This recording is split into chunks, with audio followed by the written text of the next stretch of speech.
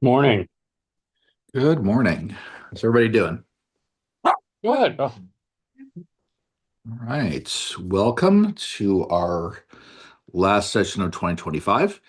And we're going to keep on rolling along after this. We'll have another one the first Sunday of January. So glad to have you. Um, let's see. Before we continue, I know that there was a question that um, that Mark Foreman asked me that I want to address. Let me pull that up real quick. Um, just give me a second on that. Um, okay. So there were two questions that were asked that I wanted to get back to. The first one having to do with um, is there any day that is inappropriate for a bris to take place? Are there any days in which that is the case? There are none. I know people who've had bris for their son on Tisha B'Av, on the saddest day of the Hebrew calendar. I know people who've done had the bris done on Yom Kippur. So if it's the eighth day, it's the eighth day. Um, Now, if there's an issue with, now, if there is some sort of medical reason why it can be delayed, I wouldn't delay the bris and then purposely have it on Yom Kippur. But if it's the eighth day of the child's life and if the baby's healthy and you can get a moil there, why not? There's no day that's inappropriate for it. The other question that Mark asked was if a child um, transitions to another gender identity, how is that person called to the Torah? Um, there are at the moment it's a little unclear what the right ceremony is to affirm um, a different gender identity. I think that's something that's still kind of being uh, talked about and discussed among uh, different sources. But um, I do know that um, for instance, my oldest, my son, um, when his given name in Hebrew was Shoshana Rena, and so then when he said, "All right, well, I don't want to be known by those names anymore," and he'd already chosen a different name to be known by in English. When he said, "All right, I don't want to be known as those names anymore," I said, "Okay, well, just like with your English name, choose. You can.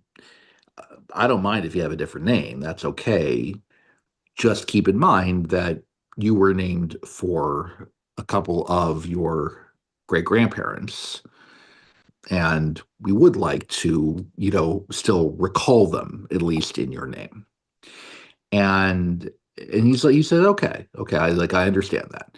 So we looked up that, and we saw that Shoshan, without the na, Shoshan is a unisex name.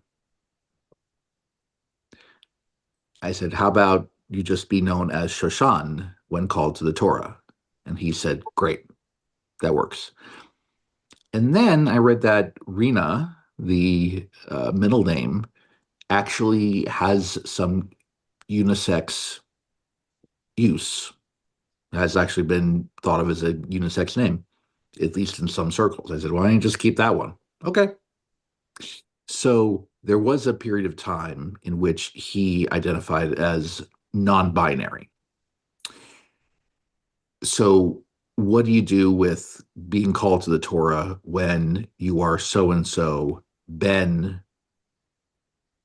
the son of the parent's name, or Bat, the daughter of it of the parent's name? What do you do? So a fairly common solution to that is to be so and so mi beit, the parents' names, mi beit meaning from the house of, and then the parents' names. The whole idea of the way we call people to the Torah um, is to simply identify who they are. I mean, it really comes down to that, you know. Uh, so, so there's nothing particularly sacred specifically about that name, about those names, just so that we can make sure that when we're calling up so and so, so and so, that the right so and so shows up to the Torah to say the blessings. That's really all we're trying to do. So that's how we've explored that. So those are a couple of follow-up questions regarding um, birth rituals and naming and such. And that leads us into the topic of today, which is B'nai Mitzvah. Um, the celebration of a bar mitzvah, a bat mitzvah, and I can address the question of what if the celebrant is identifies as non-binary. What do you do then? There are ways to note that, but for the time being, we'll just say b'nai mitzvah, which is sort of a plural form of it. Where does it come from? Why do we do it? And what has it morphed into? Um, it is one of the most remarkable phenomenon of the last, I'd say, 100 years of North American religious life, the way that a B'nai Mitzvah has just exploded in terms of uh, the fuss made over it Mm-hmm. and the implications thereof can be pretty startling. Um, and what we are doing in order to keep things as reasonable as we can and keep it meaningful. So, where it comes from is this idea, and there are a couple of places where in the Torah, they talk about um, when someone is considered to be at the age of majority.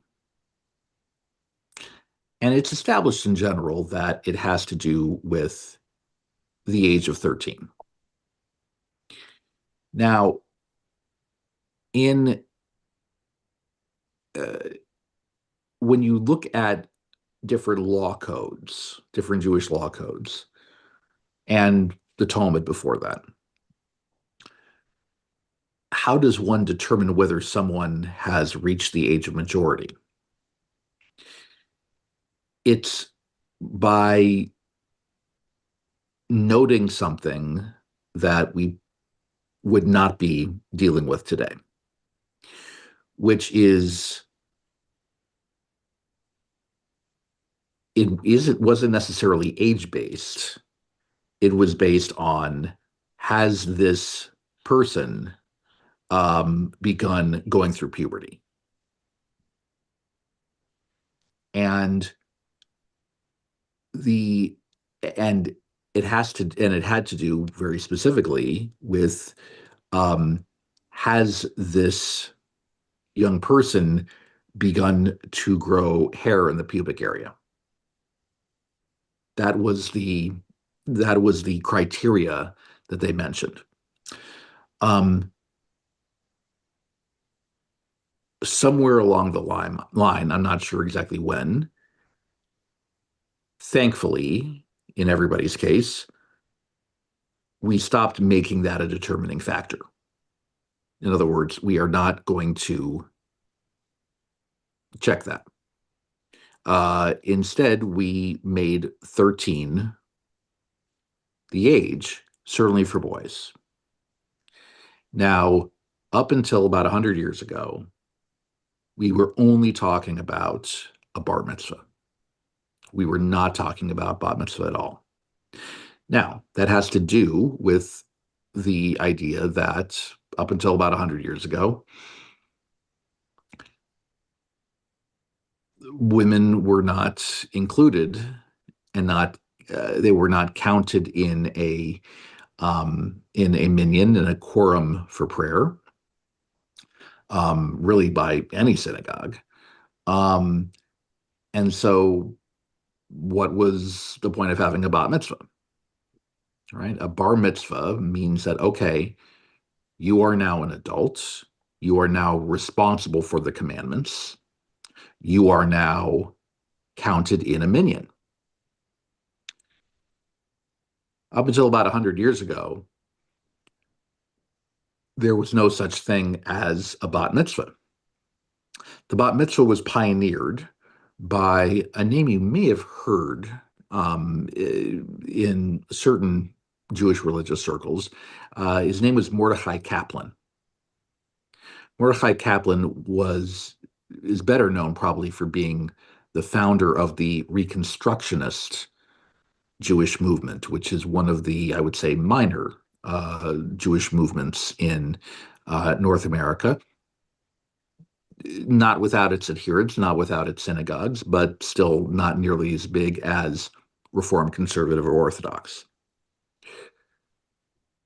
Mordechai Kaplan, however, spent the majority of his life as a conservative rabbi and as somebody who wanted to reform the conservative movement from within. And he had a lot of different innovations that he wanted to suggest. One of which was the idea of, well, there's no reason why we can't celebrate a young girl's coming of age. So in 1922,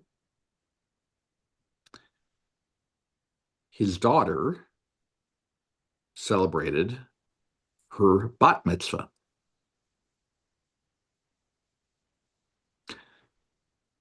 It probably looked a lot different than a typical bat mitzvah from today, but still, that was the first ever bat mitzvah. So you're talking about a portion of these celebrations that's only about 100 years old. So let's go back a little bit to what the purpose of a b'nai mitzvah actually is. What we say is that when you reach that age, you're considered an adult in the Jewish community. In many societies, when you reached the age of 13, well, in many cases, you were working. In some cases, you were even starting your own family. This was a time where life expectancy was much lower, and people actually entering into adult responsibilities started happening much earlier. So it was basically a very straightforward thing. And the idea of celebrating it was something that took a little time. The idea of celebrating a bar mitzvah is only a few centuries old. I don't know if there are records, or at least if there are, I'm not aware of them, of when the first bar mitzvah celebration took place. But we know that it wasn't in the time of the Bible. We don't have any records of Moses's bar mitzvah or Abraham's or anybody like that. Um, that might have been quite the bash, but that aside. So a bar mitzvah was something that only the last few hundred years has been even really marked with much of anything. Usually the way you would mark a bar mitzvah is to have this young man be called to the Torah and hopefully also be able to read from it. That was it. That was all it involved. And what began to be added to it was this idea that, okay, there is a concept that you would say is uh, sort of the foundations of what became known as the party, which is a Jewish idea of seudat mitzvah, which literally means a meal for the mitzvah. Meaning, you're celebrating a life cycle event, you serve food. Very Jewish, and obviously not limited to Judaism. So let me tell you, I guess, about my father's bar mitzvah in 1965. I was not there, but you would have figured that. He went to a synagogue. He learned a brief Torah reading. He learned to chant the Haftarah, the section from the books of the prophets. Apparently, for several months prior to the bar mitzvah, his lessons took place among a group of boys with an old man correcting him for his mistakes and apparently throwing pencils at the boys when they made mistakes. Different time, not something we would do today. But he survived any lead poisoning that may have occurred from that and made it to his bar mitzvah day. He gave a Devar Torah, a brief sermon about the topic of the Torah reading, and he did so in Yiddish. My father spent the first part of his primary schooling going to a Yiddish day school in Winnipeg, Canada. So he actually gave his bar mitzvah speech in Yiddish. I asked, I don't think he still has a copy of it. I would love to see a copy. I would have loved to see a copy of that. And then they had lunch. That was pretty much what you did. What do you have to do for a bar or bar mitzvah? What do you have to do for a b'nai mitzvah in order to mark it? All you absolutely have to do is wake up on your 13th birthday with the pulse. In other words, you don't have to actually do anything. Every once in a while, I'll meet somebody who, was Jewish, but never really was never really involved in anything. And, they'd be, let's say they were 16 years old, 17 years old, and it's like, oh, would you like to have an aliyah? Would you like to come up and, say the blessings over the Torah? No, I can't. Why not? I never had a bar mitzvah. It doesn't matter.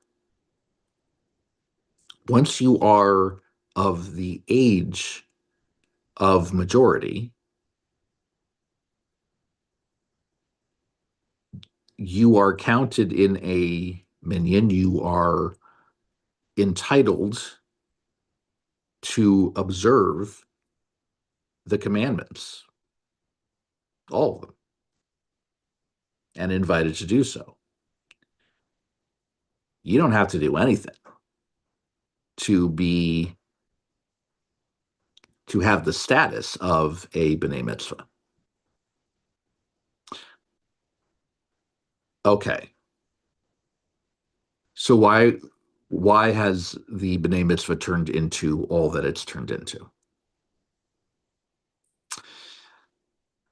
There are a number of reasons.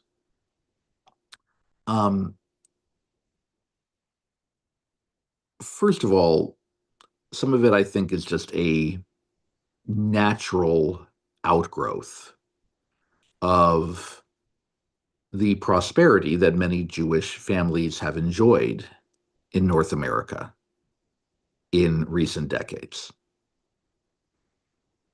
In other words, the idea of having a party at the same time on the same day or even in addition to having a meal after the service, it became a sign of status. It became a big, a big selling point.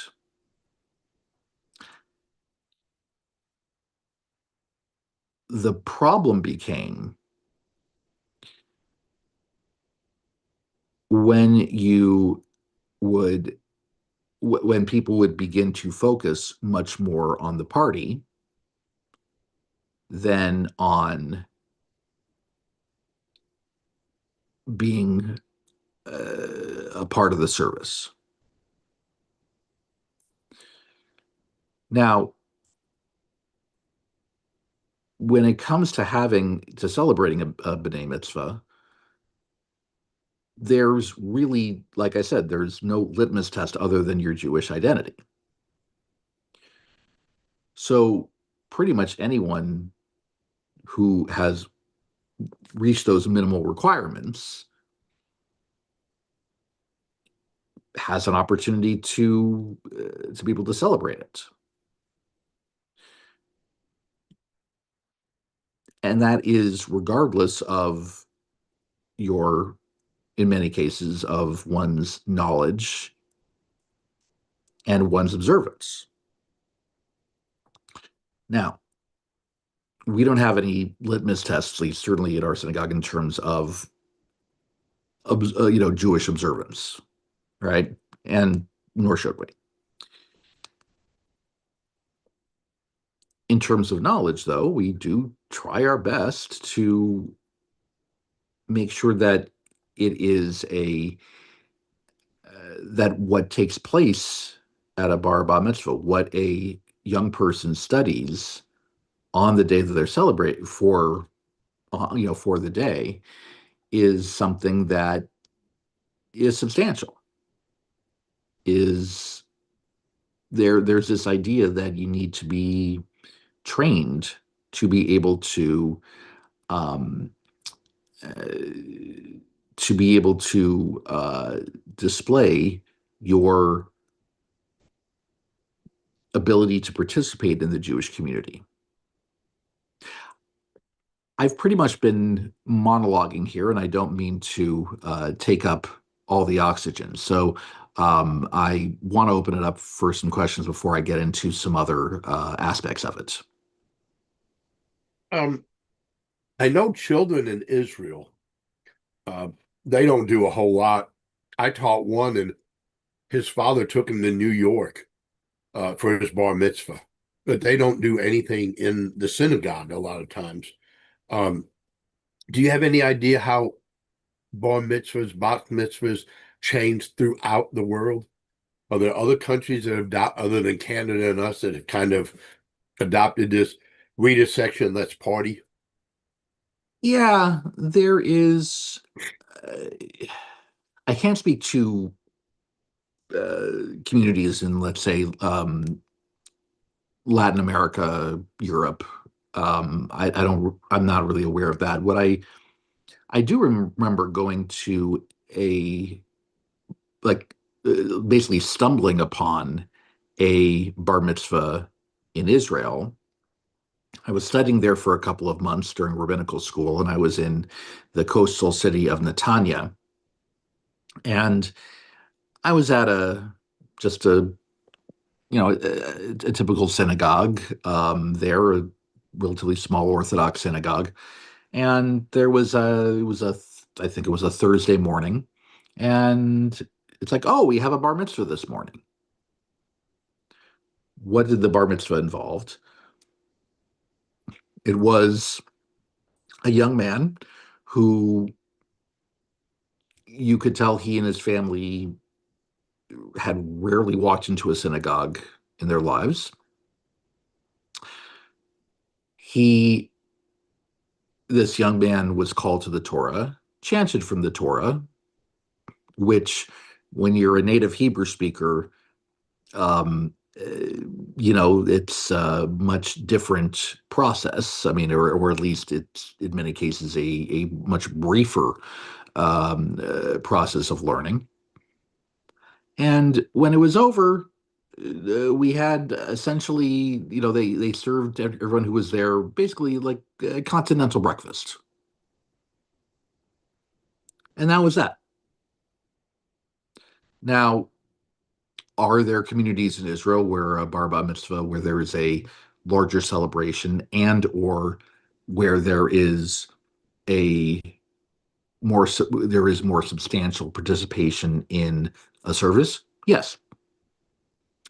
Um, but it is not what we tend to read about, especially the um, some of the extreme versions of what we read about in the United States. Um, I don't know. I think I may have made a reference to this um, on a prior occasion, but let me give you the most um, extreme version of a bat mitzvah. Yeah, I think I may have mentioned this. So, yeah, I think I talked about this last week a little bit. Um, and I'm in this case, I'm going to mention the names because because the father is a public figure. The um, This was the bat mitzvah. This was 20 years ago. It was of Casey Tepper, the youngest child of David Tepper. David Tepper made billions of dollars in hedge funds, and he's now the owner of the Carolina Panthers football team. Um, eh, so his daughter Casey, nice young woman, did a perfectly good job. Learned her portions. eh, well, nothing exceptional, but certainly did not embarrass herself in any way. Um, the party, so she had a party that night. I was not invited, which is fine. I do not I don't expect to be invited to any B'nai Mitzvah party. If people invite me, it's very nice. I usually try to stop by and say hello. That's about it. The main entertainer at the party was Ashley Simpson. Ashley Simpson 20 years ago at that time had a #1 Billboard hit on the radio. She was the entertainment at this bat mitzvah. Now, I was told that the Teppers had some sort of business connection that enabled them to bring her in. So it wasn't that they just decided to, say, "Oh, who do you want for your bat mitzvah? Do you want, Britney Spears? Do you want Madonna? Sure, we'll bring them in." I don't think it worked. I don't think it worked quite that way, but still, right? Um, eh, a few years before, this was in Chicago. Um, this was I was talking to one of my bar mitzvah students there, and they had just gone to a friend's bar mitzvah party the previous weekend. And I said, "Oh, there was a band. There was a band there." I said, "Oh, okay, okay, cool. Was the band any good?" It's like, "Yeah. Have you ever heard of Kool and the Gang?" I said, "Yeah."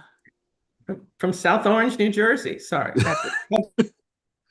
Kool and the Gang had been hired to play at this child's B'nai Mitzvah. I'm not sure. I know no other details other than Kool and the Gang, got to get out there and sit and sing Celebrate. I don't know. Now, we have read reports of B'nai Mitzvah parties costing families literally hundreds of thousands of dollars.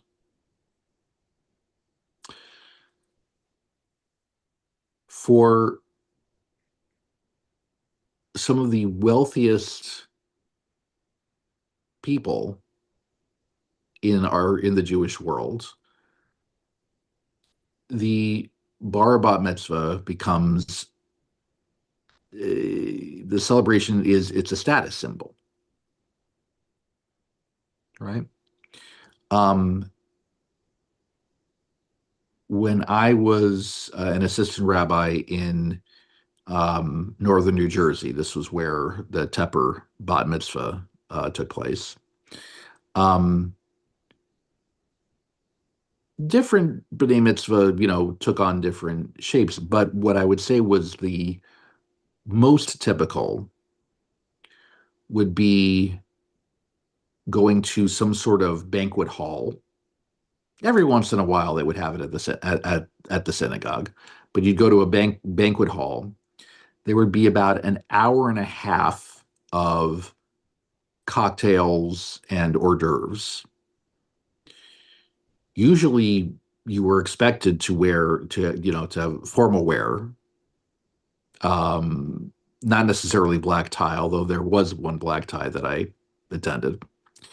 And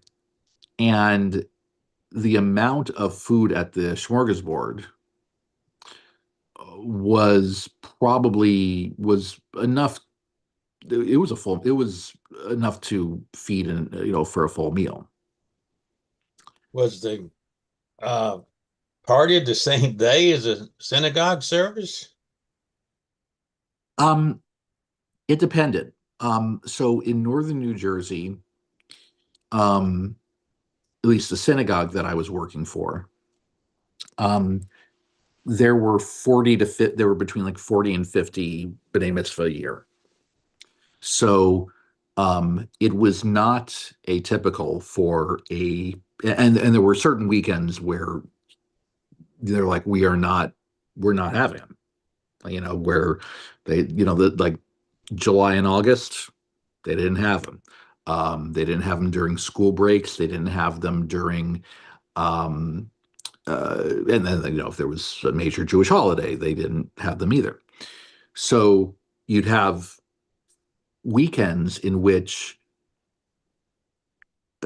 like, if you went, like, if you were a 12 or 13-year-old youth, it was not unusual for pretty much your entire weekend to be taken up with B'nai Mitzvah celebrations. It would not be unusual for for a youth to attend a friend's bar bat mitzvah Saturday morning, attend a party that took place right after the service was done, meaning in the afternoon, attend a party of a different celebration that took place at night, that on Saturday night, and then potentially another party that took place on Sunday afternoon. It was not at all unusual for that to take place. And to see them the next time in religious school wearing a sweatshirt that they'd gotten from one party, sweatpants they'd gotten from a different party, a hat they'd gotten from the third party, because there would always be swag for the kids. So I want to acknowledge these things and also acknowledge that it doesn't have to be like this. And in many cases, it isn't like this.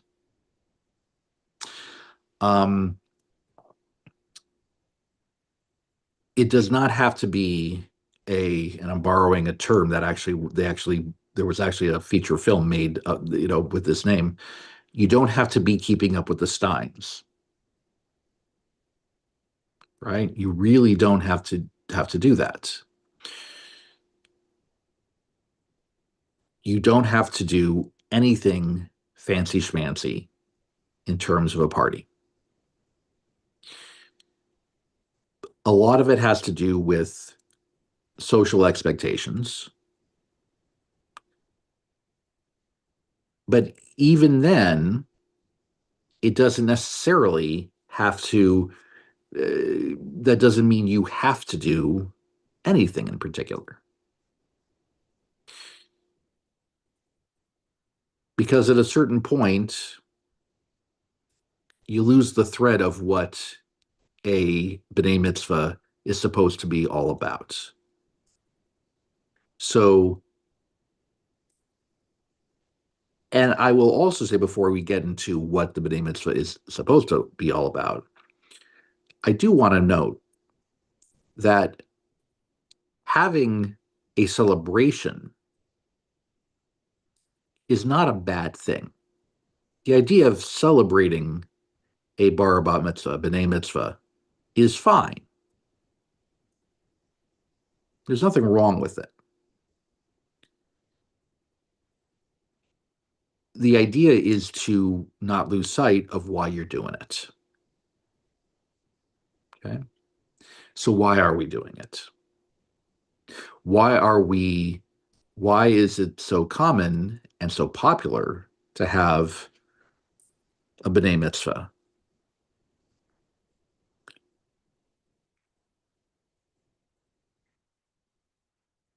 The main thing I try to explain is that what it should be about is a mutual connection between the young person who's celebrating and the community of which this person is a part.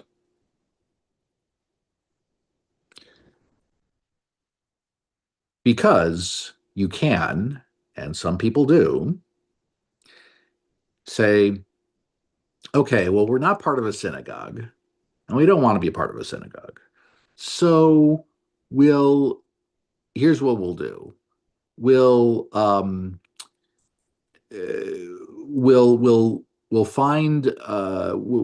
rent a rabbi for the weekend or for the Shabbats. We'll find a way to borrow a Torah scroll. We'll invite just our friends. We'll find a hotel room or sorry, hotel ballroom or something. And we'll simply just we'll have our own bar mitzvah. We'll have our own bat mitzvah. We'll have the people we want there and nobody else. That to me goes away from the purpose of the B'nai Mitzvah. It's not wrong. It's not illegal. It's not, I'm not trying to say that doing so is bad. It's not. But what are we trying to celebrate when we're celebrating Jewish adulthood? When we think about what enables a Jewish community, a congregation, a community in general, to thrive, it takes people who are willing to contribute a variety of skills. Does it take people who can do Jewish ritual? Absolutely. Does it take people who are good at teaching? Certainly. Does it take people who are good at making social connections? No question. Does it require people who are going to want to be giving to those less fortunate? Absolutely. Does it take people who are willing to give generous donations so that the holy work of a community can continue? It does. All these things are needed for a Jewish community to continue, and other things that I imagine I'm leaving out.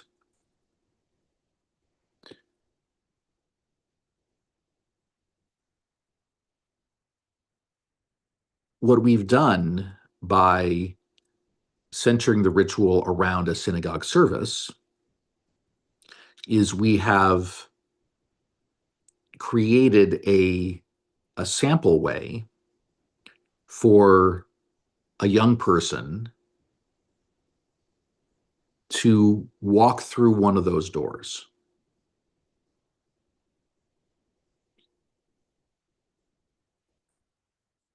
Someone who's around the age of 13 is probably not independently wealthy. Someone who has reached that age probably is not in a position to, might not be in a position to run an entire social action project, although there are some exceptions, but for the most part. These people are not necessarily ready to teach classes on Jewish topics. They're not probably ready to serve on boards of synagogues or federations. But they can learn some Hebrew, and they can participate in services. There are many doors in which we can enter a Jewish community. There are many different ways to lead a Jewish community. We've chosen this one because it is something that is in many cases attainable for a young person to at least get into Jewish life. And because, as I think I've mentioned at some point, the purpose of ritual is to bring order to chaos. And what is more chaotic than being a 13-year-old person? It's a chaotic time. So you try to ritualize it and try to make it meaningful for them and try to set people on the path toward a meaningful Jewish adulthood.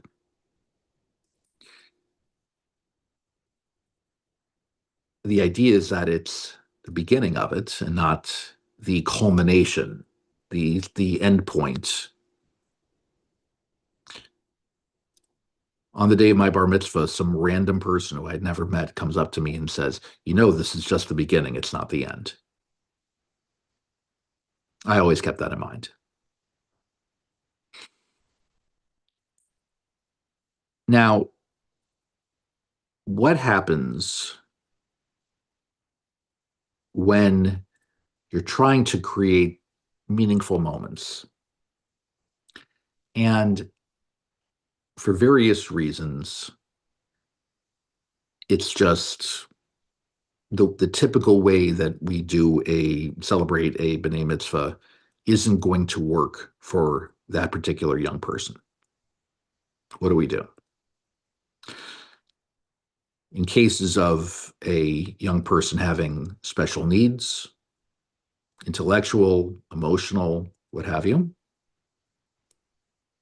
hopefully a synagogue is flexible enough to accommodate.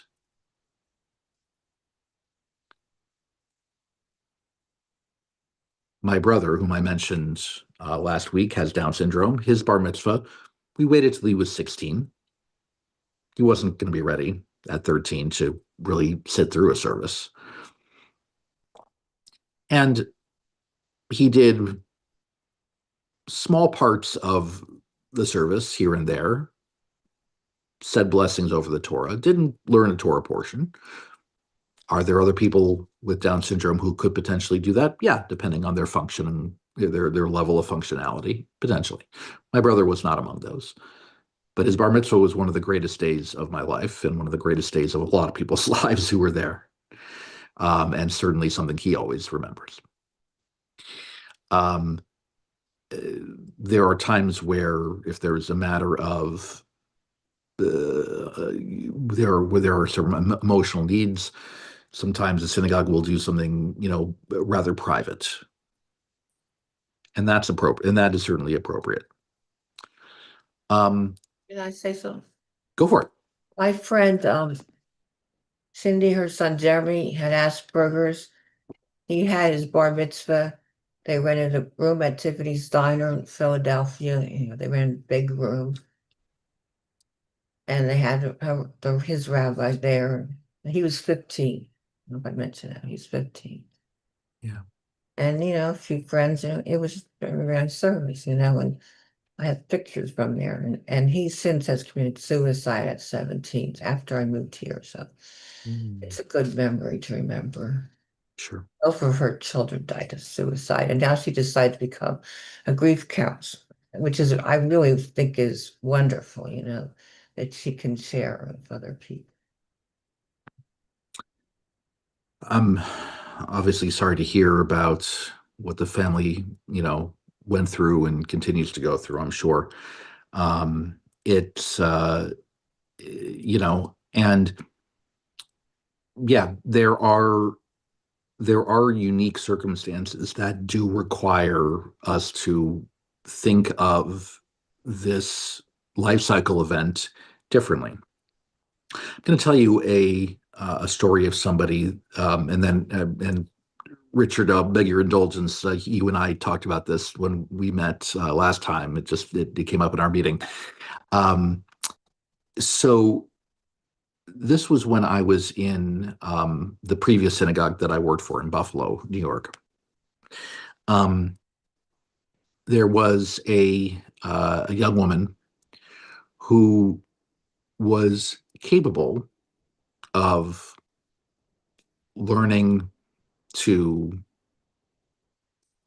lead some services, to chant Torah. She had the intellectual ability, but she was dealing with, I guess, certain social anxiety. I can't say that I really understood the depths of it, that I really understand what she dealt with, but I tried to suggest any number of different alternatives in terms of, well, listen, you've learned your Haftorah. How about we have a very small service with just people that you know, but we can have it at the synagogue. You can chant your Haftorah. Why, no, no, no, I won't be able to do it. No, no. How about we film you chanting your Haftorah and have some sort of moment where we play the video and that, nope, nope, nope. Okay. We went through all these different scenarios. And I remember saying to her, all right, there are many different ways to be a part of a synagogue community. What do you like to do? What do you enjoy doing? And she says, I like to cook. Okay. What else? I like to draw. I paint. So this is what we did for her bat mitzvah. The Torah portion was Akev, which is in Deuteronomy, in which it talks at length about the beauty of the land, of the promised land. The couple weeks leading up to the Shabbat in question, she helped the caterer cook some Israeli food. In addition, she did a painting. She made a painting, oil on canvas, of images that she read about in her Torah portion, which, at least for the remaining time that I was in Buffalo, remained on display in the synagogue lobby. We did get her to say the blessings over the Torah. It was a challenge, but we were able to, manage that. Her brother chanted the Haftorah, her older brother. Her mother gave the Devar Torah and described the work that her daughter had done. That was her bat mitzvah.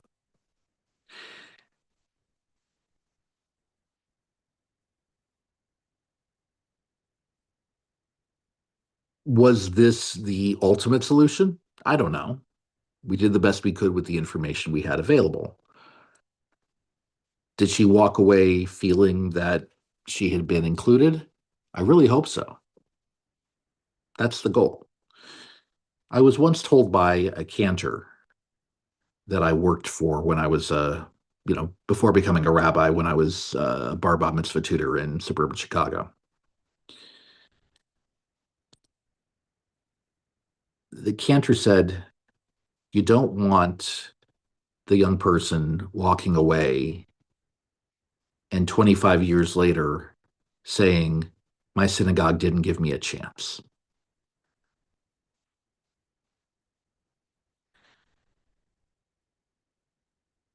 I feel like my job, a congregation's job, is to challenge a young person to engage with the community in some way, to be a part of it,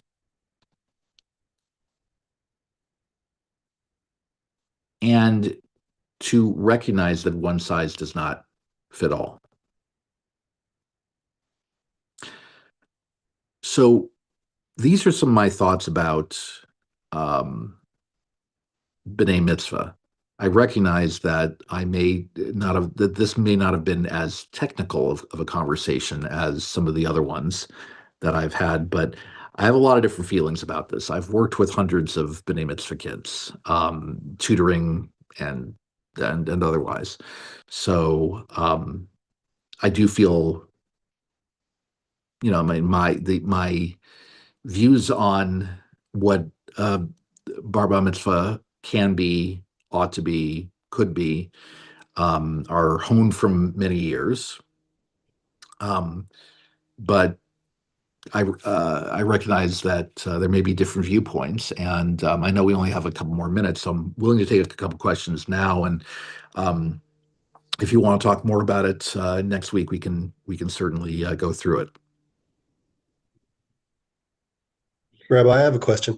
Yeah, Is it common for adults, either converts or people who didn't do a bar mitzvah when they're young, to do it later in yeah. life? It's, I mean, common, I don't know, but certainly feasible, and and there are plenty of examples. So, first of all, there are many examples of people who do what it's often called an adult b'nai mitzvah. Oftentimes, those are done as in groups, although it doesn't have to be in groups. You could have them individually. Um, Now, there are those who convert to Judaism who say, well, all right, I converted to Judaism as an adult. Well, I wasn't Jewish when I was 13. I want to have a bar mitzvah, a bat mitzvah. We've been able to create those experiences. Um, Another thing, and this I find very creative, is, and these can be very sweet. Um, when somebody turns 83, in other words, 70 years past their 13th birthday, they have there have been a second bar bat mitzvah. Hmm. Um, there's shoot, I'm trying to remember that. Oh, if you know the name Armand Hammer, Uh-huh. right?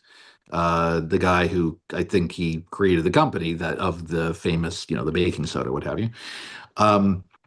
And I believe shortly before he passed away, he had a second bar mitzvah. I think Kirk Douglas did too. Yeah, that sounds right. Yeah, that does sound familiar. Yeah. So yeah, so there it's so those can be very enjoyable and meaningful. What is 70. this tradition with throwing candy that we do at Heskamuna? I've never really seen that. Is there We a did that tradition? everywhere in New Jersey. Yeah. Yeah, Oh, I never did yeah. it at mine, so I just don't know what that's about. The idea of showering somebody with sweetness. There, so that's really so. Okay, so my bar mitzvah was it was in a couple different parts. Um, the So I was but it was in Jerusalem. So on the Thursday morning prior to that Shabbat, I was at the Kotel, the wall. And now the way that it was set up is that, like, there was a table right there, and then but like they went on Orthodox rules, so like the women in my family were on the other side of the mechitza, the separation, and but there were, as you might imagine, there were like a dozen different bar mitzvahs going on at the same time. And so one of them came from a Sephardic community. I think they were Yemenite. It was like a Yemenite tradition. And at a certain point in the middle of like the service I was doing, this boy from the Yemenite family, was called to the Torah. And at the moment when he was called to the Torah, the women of his family began to go la, la, la, la, la, la, la, la, and threw candy.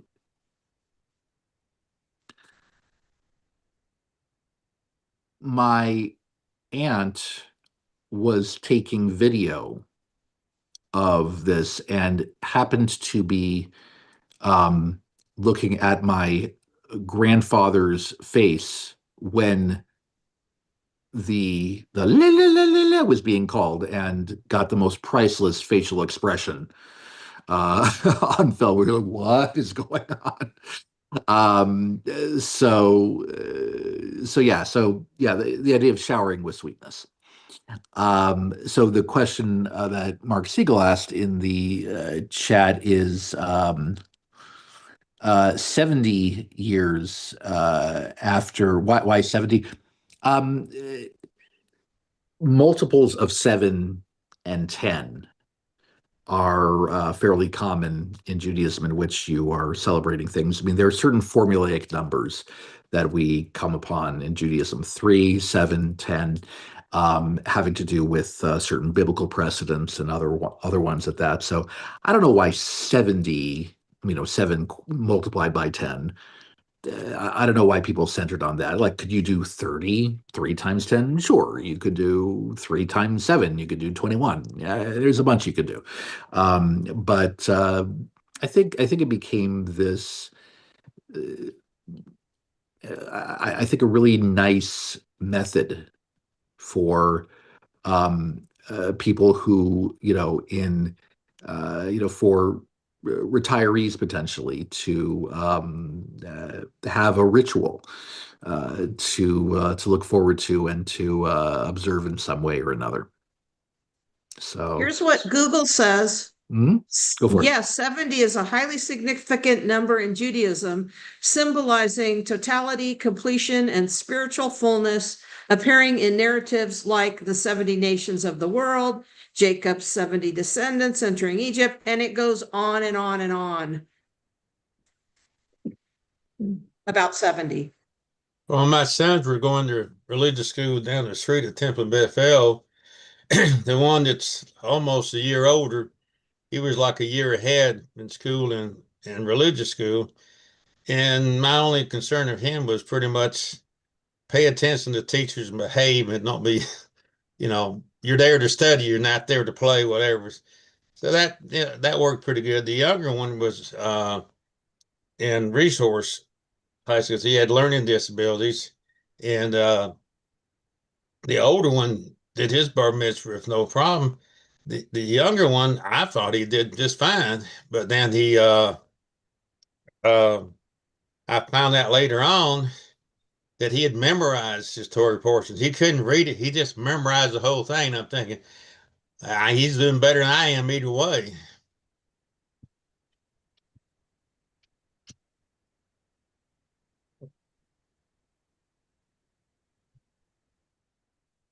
Looks like it's time to say farewell. See everybody next Him week. again. We lost the rabbi. Yeah, Rabbi left because the time was up. All right. Bye, everybody. Where'd he Bye, go? everybody. It was very Time nice. was up, so he left. Must have said something that scared him away. About a month, I'll be away. Must have been Will. Okay. Good I week. thought till 120, but okay, 70, Happy 73 New is Year, everybody. 73 will work. Shavua Tov. Happy New Year. Hi. Joined us late. Oh, no. Sei gesund. Her daughter's cute. Thank you. Say hi. Isn't he? Oh, a new member? Oh, Say hi, what's it- Naomi. Naomi? Hi, Yeah. Naomi. Hi, Naomi. Good morning. She's not feeling good. How old is she? Oh, She's 2. that's Oh. my grandson's age. I think we have to make an Oh. arrangement. Yeah, she loves friends, but she thinks all little people are babies, and she thinks she's big. That sounds perfect. That's funny. Wow. We your grandson said, I'm not a baby anymore. I'm a big boy. That's right. Well, sleep tight. I'm Bye, gonna nap soon. Naomi. Say bye. Bye. Bye, Be, Alan. bye. Be well, everybody. Have a Bye. wonderful week.